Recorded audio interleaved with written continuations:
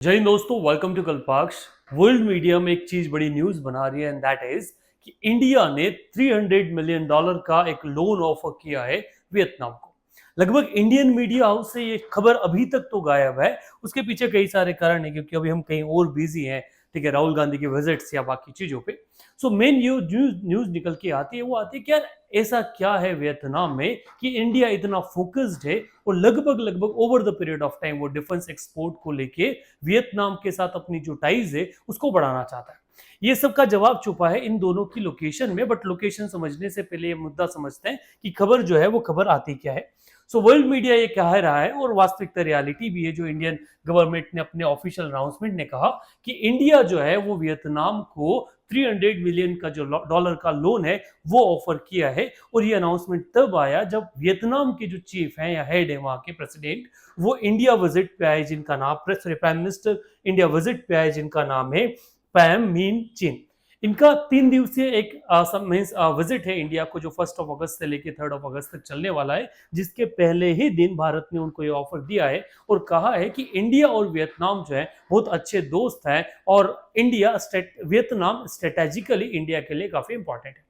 तो भारत की जो वियतनाम को मदद है उसका जो राज है वो राज छुपा है चाइना के अंदर, क्योंकि आप देखोगे वियतनाम का जो लोकेशन है वो लोकेशन है साउथ चाइना सी में और वो बिल्कुल चाइना के साथ में एक बाउंड्री जो है वो शेयर करता है लंबा वाला। ठीक वही चाइना जो है वो साउथ चाइना सी में क्या कर रहा है, अपना डोमिनेंस जो है वो स्टैब्लिश करना चाहता है। वही चाइना जो है वो इंडिया के ऊपर भी अपना इंडियन ओशियन में डोमिनेंस स्टैब्लिश करना चाहता है। श्रीलंका में पोर्ट लेके, मालदीव्स में पोर्ट लेकर, फिर पाकिस्तान में पोर्ट डेवलप करके, म्यांमार में पोर्ट डेवलप करके, बांग्लादेश में पोर्ट डेवलप करके।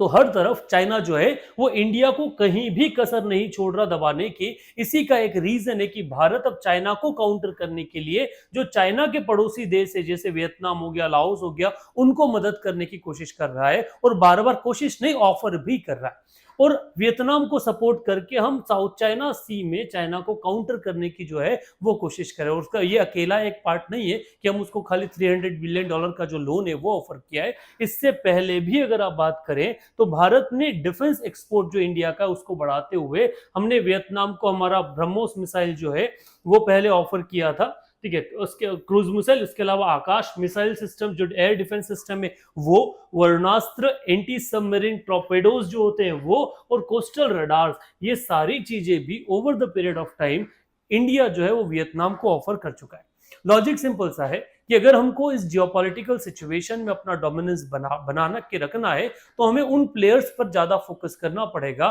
जो कहीं ना कहीं हमें स्ट्रेटेजिक रूप से इंपॉर्टेंट है। और हम माने या न माने, चाइना इंडिया के लिए वर्तमान समय में सबसे बड़ा थ्रेट है और वो अपने मिलिट्री पावर को over the period of time expand कर रहा है और उसी को काउंटर करने के लिए इंडिया वियतनाम को ये ऑफर जो है वो लिया है। और ये आने वाले टाइम पीरियड में सिर्फ वियतनाम तक सीमित नहीं रहने वाला है, ये आने वाले टाइम पीरियड में चाइना के जो और बॉर्डर एरियाज है वहां पर भी जाने